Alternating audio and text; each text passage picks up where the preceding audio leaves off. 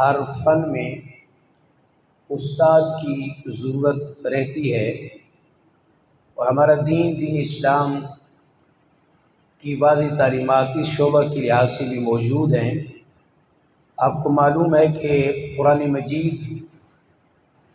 جیسا کہ ہم بارہا عرض کر رہے ہیں کہ قرآن مجید جیسی کوئی کتاب نہیں ہے،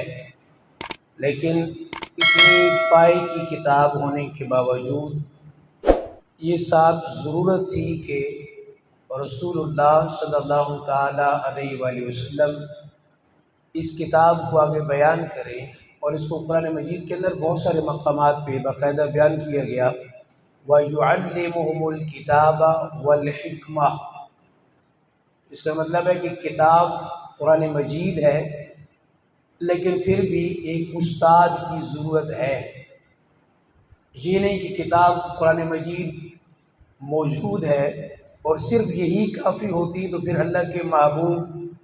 صلی اللہ تعالیٰ علیہ وآلہ وسلم کے بارے میں اس طرح کی جو آیات موجود ہیں اور احادیث موجود ہیں، تو قرآن جیسی کتاب بے مثال کتاب کے باوجود ایک استاد کی ضرورت ہے۔ اس کا مطلب ہے کہ دوسری جو دنیاوی کتابیں ہیں یا کوئی بھی کتاب ہے دین کی ہو، اس میں استاد کی کتنی ضرورت ہوگی کہ جب قرآن جیسی کتاب کے لیے بھی ایک استاد کی ضرورت ہے۔ وَيُعَلِّمُهُمُ الْكِتَابَ وَالْحِكْمَةَ، یہ جب حضور کی شان کو بیان کیا گیا، آپ کی صفات کو بیان کیا گیا، اس میں سے ایک صفت یہ تھی کہ وہ کتاب کی تعلیم دیتے ہیں اور حکمت کی تعلیم دیتے ہیں۔ اس کا مطلب ہے کہ قرآن کو سمجھانے کے لیے بھی اللہ کے نبی ایک استاد کی ضرورت تھی اور ہے۔ تو باقی جو کتابیں ہیں ان میں تو پھر بطریق اولا ضرورت ہے۔ تو ایک استاد کا کیا مقام ہے معاشرہ میں، اس کا کیا احترام ہے، ہر مذہب کے اندر یہ استاد کی اہمیت کو بیان بھی کیا گیا ہے، اس کے مقام کو تسلیم بھی کیا گیا ہے۔ لیکن ہمارا یہ چیلنج ہے کہ جس طرح ہمارے دین اسلام نے استاد کے مقام کو بیان کیا ہے، اس کے احترام کو بیان کیا ہے، کم و بیش 4200 عقائد مذاہب اس وقت موجود ہیں، کوئی ایک مذہب آ کے ہمیں دکھائے کہ جس میں استاد کے مقام کو اتنا باشگاف الفاظ کے اندر، اتنا واضح الفاظ کے اندر استاد کے مقام اور احترام کو بیان کیا گیا ہو۔ یہ ہمیشہ آپ کے پیش نظر رہنا چاہیے کہ موضوع کوئی بھی ہو، ہم بار بار کہہ رہے ہیں اس کا تذکرہ قرآن کے اندر موجود ہے، اس کا تذکرہ ہمارے دین اسلام کے اندر موجود ہے۔ یہ بار بار دہرانے کی بھی ضرورت کیوں ہے؟ یہ بھی ایک توجہ طلب امر ہے۔ اس کی وجہ یہ ہے کہ شاید ہمارے ہاں ایک طبقہ کا خیال یہ ہے کہ اسلام معاذاللہ قدیم دور کا مذہب ہے اور ہم جدید دور کے لوگ ہیں، تو شاید جس طرح اسلام نے اصحاب رسول کی پیاس کو بجھایا ہے، شاید اس طرح ہماری پیاس نہیں بجھا سکتا۔ خصوصاً جو لبرل طبقہ ہے ان کا خیال یہی ہے۔ وہ جیسے کل ہمارا اسلام کا سیاسی نظام ہمارا موضوع تھا، اس پر انہوں نے پوری کتابیں لکھی ہوئی ہیں کہ جی اسلام تو اس دور میں تو ٹھیک ہے لیکن اب ٹھیک نہیں ہے، اب تو حالات بدل گئے ہیں۔ تو یہ اس لیے میں ہر دوسرے درس کے اندر آپ کو بار بار یاد دہانی کراتا ہوں کہ کوئی ایسا موضوع نہیں ہے، کوئی ایسا یعنی مسئلہ نہیں ہے کہ جس کو ہمارا دین اسلام ڈسکس نہ کرتا ہو، الفاظ اور آسان کر لیں، یعنی کوئی ایسا مسئلہ نہیں ہے کہ جس میں آپ یہ کہیں کہ یہ موضوع تشنا رہ گیا، ابھی اور اس میں مزید وضاحت کی ضرورت تھی، ایسا کوئی موضوع ہے ہی نہیں۔ ہاں یہ کہہ سکتے ہیں کہ بدلتے ہوئے حالات، اس میں علماء کے لیے ضروری یہ ہے کہ ہر مسئلہ موجود تو ہے لیکن وہاں تک پہنچنا علماء نے ہے، وہاں تک پہنچنا محققین نے ہے۔ اس میں نہ دین کا کوئی قصور ہے، نہ ہی قرآن کی تعلیمات میں کوئی کمی ہے، نہ اللہ کے محبوب کی تعلیمات میں کوئی کمی ہے۔ اگر کمی ہے تو ہم میں ہے۔ اگر کسی مسئلہ کی تہہ تک ہم نہیں پہنچ سکے، اس کا مطلب یہ کہ ہماری علم کی کوتاہی ہے اور ہم نے اس کو صحیح طرح سے اس کو ریسرچ نہیں کیا، اس کی تحقیق نہیں کی۔ یہ ہمیشہ بعض علماء کا یہ ہمیشہ وتیرہ رہا ہے، خصوصاً علامہ سعیدی علیہ رحمہ کا، کہ جب ایک مسئلہ پر بے شمار دلائل دے دیے تو بے شمار دلائل دینے کے بعد اینڈ پہ جا کے یہ لکھا حالانکہ دلائل کے انبار لگائے، نئی تحقیق کو بیان کیا، علم کے جوہر دکھائے۔ اب یہ موضوع کہیں اور نہ چلا جائے تو اینڈ پہ آپ نے جا کے یہ لکھا کہ بھائی یہ جو کچھ لکھا تھا اس میں جو حق ہے وہ اللہ کی طرف سے ہے، اور جو اس میں کوتاہی ہے وہ میرے علم کی کوتاہی ہے۔ یعنی یہ بات علماء نے، یعنی وہاں سے اب خیر اور علماء بھی لکھنے لگ گئے ہیں، لیکن یہ علامہ سعدی علیہ رحمہ کا انداز مجھے بڑا پسند آیا۔ انہوں نے لکھا کہ جو بھی آپ تحقیق کرتے ہیں تو اس میں جو حق ہے، جو ثواب ہے، جو درست ہے، جو صحیح ہے، وہ اللہ اور اس کے محبوب کی طرف سے ہے، اور جو اس تحقیق میں کوئی کوتاہی وغیرہ ہے تو وہ دین اسلام کی طرف سے یا قرآن کی طرف سے نہیں ہے، وہ میرے علم کی کوتاہی کہ میں چونکہ بشر ہوں، انسان ہوں۔ یہ موضوع ہمارا خیر نہیں ہے۔ دین اسلام نے اس شعبہ کو جتنا بیان کیا ہے، اس کی اہمیت کو جتنا بیان کیا ہے، آپ حیران ہوں گے کہ رسول اللہ صلی اللہ تعالیٰ علیہ وآلہ وسلم نے ایک مقام پہ معلمین جو ہے نا، استاد، ٹیچر، معلم، آپ کوئی بھی نام دے دیں، ہر زبان کے اندر علیحدہ اس کی لفظ استعمال ہوا، تو اس کے بارے میں دیکھیں حضور نے ان کی کیا حوصلہ افزائی فرمائی ہے، معلمین کی، ٹیچرز کی، استاد کی، پروفیسر کی، کچھ بھی کہہ لیں۔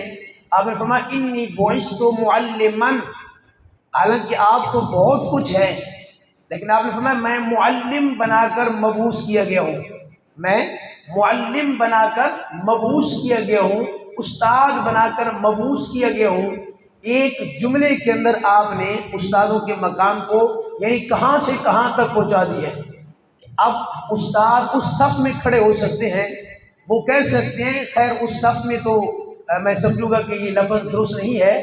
ویسے تو درست ہے لیکن ہمارے اہل سنت کے ادب کے خلاف ہے، ہم اس صف میں کھڑے نہیں ہو سکتے جہاں اللہ کے محبوب ہیں۔ یہ کہہ سکتے ہیں کہ وہ ایک لفظ وہی ہے کہ استاد، معلم اللہ کے محبوب، اور ہم بھی معلم یا استاد، باقی جو مراتب میں فرق ہے وہ تو ہم بیان ہی نہیں کر سکتے نا، الفاظ میں بیان نہیں کر سکتے۔ جن راہوں سے آپ گزر کے گئے ہیں ان ذرات کی بھی ہماری برابری نہیں ہے، لیکن میں نے کہہ دیا کہ چلو یہ ساتھ ایک معلم کے لیے مقام اور مرتبہ حضور نے بہرحال واضح فرما دیا۔ اچھا، اسی طرح آپ دیکھیں ذرا، حضور کے جو اصحاب تھے انہوں نے باقاعدہ پریکٹیکل کر کے دکھایا، اور اصحاب سے پہلے بلکہ یہ لکھا ہے علماء نے کہ اگر کسی نے استاد کا احترام سیکھنا ہو تو جبریل سے سیکھے۔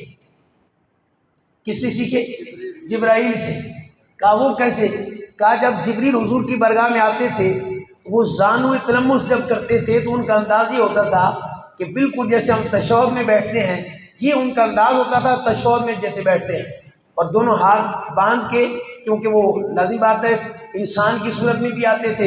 اور یہ ایک دفعہ نہیں بلکہ کئی مرتبہ ہوا، بخاری کی بھی روایت ہے اور مشکات کی بھی ہے کہ جب صحابہ نے بعد میں پوچھا، جب وہ پوچھ رہے تھے کہ دین کیا ہے، اسلام کیا ہے، اور یہ پوری تفصیلی روایت ہے، تو جب وہ چلے گئے تو حضور نے فرمایا کہ پتہ ہی کون تھا؟ عرض کی حضور ہمیں تو معلوم نہیں ہے کون تھا یہ، تو فرمایا کہ کیونکہ وہ عربی لباس کے اندر آیا تھا، جو یعنی عربی جو لوگ ہوتے ہیں جو ان کا لباس ہوتا ہے، تو فرمایا کہ یہ اور کوئی نہیں تھا، یہ جبریل تھا جو تمہیں اسلام سکھانے آئے تھے۔ تو کہتے ہیں کہ ان کی بیٹھنے کا انداز یہ ہوتا تھا کہ وہ بالکل اپنے دونوں گھٹنے کلوز کر کے جیسے آپ بیٹھتے ہیں تشہد کے اندر، یہ انداز ان کا ہوتا تھا۔ اس سے پتہ چلتا ہے کہ استاد کے سامنے بیٹھنا کیسے ہے، استاد کا احترام کیسے کرنا ہے، ان کا ادب کیسے کرنا ہے۔ ہمارے ہاں معاشرت کے اندر آپ نے دیکھا ہوگا، میں نے کل بھی صفائی والے موضوع میں عرض کیا تھا کہ انہوں نے سب کچھ اسلام سے لیا ہے، اور آج ان کی مثال ہمیں دی جاتی ہے، باہر کے ملکوں کی آج ہمیں مثال دی جاتی ہے، حالانکہ انہوں نے اسلام سے سارا کچھ لیا ہے، چاہے وہ صفائی کا معاملہ ہو یا جیسے آج استاد کا۔ اب وہاں جتنی استاد کی قدر ہے ہمارے ہاں قطعاً نہیں ہے۔ آپ نے دیکھا ہوگا کہ ہمارے ہاں تو الیکشن میں استادوں کی ڈیوٹی لگ جاتی ہے، وہ جگہ جگہ گھومتے پھرتے رہتے ہیں، اب یہ استاد کے مقام کے خلاف ہے، وہ پتہ نہیں کوئی ٹیکے لگاتے ہیں، شاید وہاں بھی استادوں کی ڈیوٹی لگا دی جاتی ہے، تو یہ قطعاً استاد کے مقام کے خلاف یہ بات ہے ہمارے معاشرہ میں۔ تو جو بھی آپ کتاب اٹھائیں گے اس میں معاشرہ کی جو تشکیل ہے، معاشرہ کی بہتری ہے، اس میں استاد کا مین کردار ہوتا ہے، بلکہ بنیادی کردار ہوتا ہے۔ ہمارے ہاں معاشرہ درست نہیں ہو رہا، اس کی وجوہات میں سے ایک وجہ یہ ہے کہ ہم نے استاد کو وہ رتبہ نہیں دیا، وہ مقام نہیں دیا، اور اب تو خیر استاد بھی اپنے آپ کو وہ اس طرح مقام، یعنی وہ چونکہ وہ معاملات اس طرح کے ہو گئے، وہ بھی سمجھتا ہے کہ میرا کوئی مقام نہیں ہے، تو اس لیے معاشرہ کی جو تشکیل ہے، اس کی جو بہتری ہے وہ ہمارے سامنے نہیں ہو رہی۔ آپ یہ بات بھی یاد رکھیں، پچھلے سال بھی ہمارا یہ موضوع تھا، میں نے عرض کیا تھا کہ استاد کے لیے یہی مقام اتنا بڑا ہے کہ استاد بادشاہ نہیں ہوتا لیکن وہ بادشاہ بناتا ہے۔ تو یہ بہت بڑی بات ہے استاد کے لیے۔ کوئی کسی مقام پر بھی ہو، کوئی کسی مقام پر بھی ہو، کسی بڑے سے بڑے عہدے پر بھی ہو، اس کا بھی کوئی نہ کوئی استاد ہوگا، اس کو بھی کسی نہ کسی استاد نے اس کی تربیت کی ہوگی، اور اس کے معاملات اس طرح آج جو ہیں، مثال کے طور پہ کوئی وزیر اعظم ہے، کوئی چیف جسٹس ہے، کسی بھی مقام پہ کوئی ہے، کوئی بہت بڑا شیخ الحدیث ہے، بہت بڑا کوئی عالم مفتی ہے، کوئی امام ہے، تو اس کی اس مقام تک پہنچنے کے لیے یا پہنچنے تک بہت سارے اساتذہ کا کردار ہوگا۔ امام بخاری علیہ رحمہ کا تذکرہ کیا جاتا ہے، ان کے اگر شیوخ کی تعداد، استادوں کی تعداد نکالی جائے تو آپ دنگ رہ جائیں گے کہ ہزاروں کی تعداد میں استاد، یعنی انسان بظاہر وہ ماننے کے لیے تیار ہی نہیں ہوتا کہ اتنے بھی کسی کے استاد ہو سکتے ہیں۔ تو اس کا جواب علماء یہ دیتے ہیں کہ اس سے امام بخاری کے ان سے محبت کا پتہ چلتا ہے کہ وہ جہاں ان کو لگتا تھا کہ فلاں کے پاس کوئی علم ہے، چاہے 2 الفاظ ہی کیوں نہ ہو، وہ فوراً چلے جاتے تھے۔ تو یہ استاد کا مقام و مرتبہ ہمارے معاشرے کے اندر بہت ضروری ہے کہ دوبارہ سے ان کے مقام کو فعال کیا جائے کہ استاد ہی وہ ہستی ہے، استاد ہی وہ شخصیت ہے کہ جو ایک معاشرے کے اندر چھوٹے بچے کو یعنی اس مقام تک پہنچانے کے لیے، جیسے باغبان آپ دیکھیں نا ہوتا ہے، یا اس باغبان کی جو حفاظت کرنے والا آپ کہہ لیں، وہ اپنے پودوں کی کیسے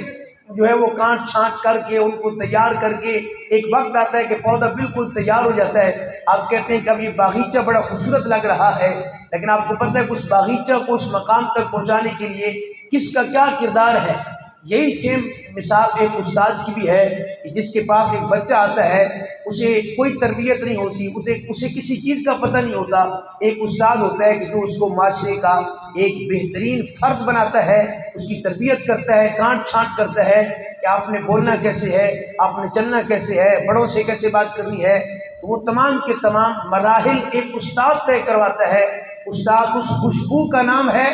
کہ جو معاشرے کے اندر اگر وہ بہترین وہ فعال ہے، جس طرح میں نے عرض کیا، اگر ان کے مقام کو فعال کر دیا جائے، متحرک کر دیا جائے، تو آپ یاد رکھیے اس خوشبو کا نام ہے کہ جو پورے معاشرے کے اندر اس انداز میں پھیل جاتی ہے کہ ہر طرف نور ہی نور ہوتا ہے۔ اور استاد وہ روشنی ہے، وہ نور ہے استاد، جس کی روشنی میں آپ مشکل سے مشکل سفر پہ نکلیں تو ہر اندھیرا آپ کا دور ہو سکتا ہے۔ استاد کا یہ مقام و مرتبہ ہمارے دین اسلام کے اندر واضح طور پر موجود ہے۔ آپ اندازہ لگائیے کہ خلیفہ ہارون رشید جو تھے بہت بڑے بادشاہ تھے، بہت پائے کے بادشاہ تھے، بہت بڑی سلطنت تھی،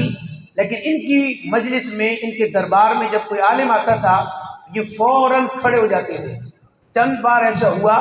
تو جو قریبی تھے، وہ جو وزیر با تدبیر ہوتے ہیں نا، وزیر با تدبیر اکثر بادشاہوں کا بیڑا غرق کرا لیتے ہیں۔ آج کے دور میں ہم وزیر با تدبیر نہ کہیں، آج کے دور میں کوئی اور لفظ ہوتا ہے، مشیر کہہ لیں آپ، تو یہ اکثر بیڑا غرق کروا دیتے ہیں، اس لیے کہ یہ اس حکمران بادشاہ کو پتہ نہیں کہاں سے کہاں پہنچا دیتے ہیں۔ ایسے ایسے الفاظ استعمال کریں گے کہ آپ تو انسان ہے ہی نہیں، آپ تو فرشتوں کی نسل سے ہیں۔ وہ اتنے ان کو تقدس اور پارسائی کے مقام پہ لے جائیں گے کہ وہ کہے گا میں جو کام کر رہا ہوں بالکل درست کر رہا ہوں۔ اکثر مشیر، وزیر، یہ فرعون نمرود تک کا معاملہ یہی تھا۔ یہ موضوع نہیں ہمارا، بات کہیں ادھر چلی جائے گی، یہ بھی ایک علیحدہ سے موضوع ہے۔ انہوں نے ہی بیڑا غرق کروایا۔ اچھا، تو انہوں نے کہا جی آپ کھڑے ہو جاتے ہیں تو یہ تو آپ کا روب ختم ہو جائے گا بادشاہی کے اندر کہ جی ایک عالم آتے ہیں اور ایک بادشاہ کھڑا ہو جاتا ہے، سلطنت میں روب ختم ہو جائے گا۔ آپ نے کہا دین کے عالم کے لیے کوئی بھی استاد ہو، اگرچہ وہاں عالم کا ذکر ہے، فرمایا کوئی بھی استاد، تو کہا کہ اگر ان کے ادب سے میری سلطنت کا روب جاتا ہے تو وہ چلا جائے۔ یہ کون سا روب ہے کہ جس میں روب تو باقی رہے اور حضور کے دین کا ایک عالم آ رہا ہے اور میں ان کے ادب کے لیے کھڑا نہ ہوں؟ کہا اگر ان کے ادب کی وجہ سے جاتا ہے روب تو 1 منٹ سے پہلے چلا جائے۔ اور آپ نے دیکھا کہ ان کا روب گیا نہیں تھا، بلکہ ان کا روب پہلے سے زیادہ تھا، کہ اس لیے کہ ان کو علماء، مشائخ، استاد، ٹیچرز، ان کو ایک رفاقت حاصل تھی کہ جو جگہ جگہ اس کی رہنمائی کرتے رہتے تھے۔ المختصر یہ ہے کہ کہ استاد کا مقام جتنے بھی پڑھا لکھا معاشرہ ہے یا ملک آپ کہہ لیں، وہاں استاد کے کردار کو مانا جاتا ہے، اس کی اہمیت کو مانا جاتا ہے۔ بس ہمارے ہاں یہ ہے کہ کوئی کام ہوگا تو حکومت استادوں کو لگا دے گی کہ آپ یہاں پہ کھڑے رہیں، صبح سے شام تک اب ٹیکے لگ رہے ہیں تو آپ کھڑے رہیں، الیکشن ہو رہے ہیں تو آپ کھڑے رہیں۔ استاد کے مقام کو خود ہی ہم نے گرا دیا ہے۔ استاد کا قطعاً یہ مقام نہیں تھا۔ دعا ہے رب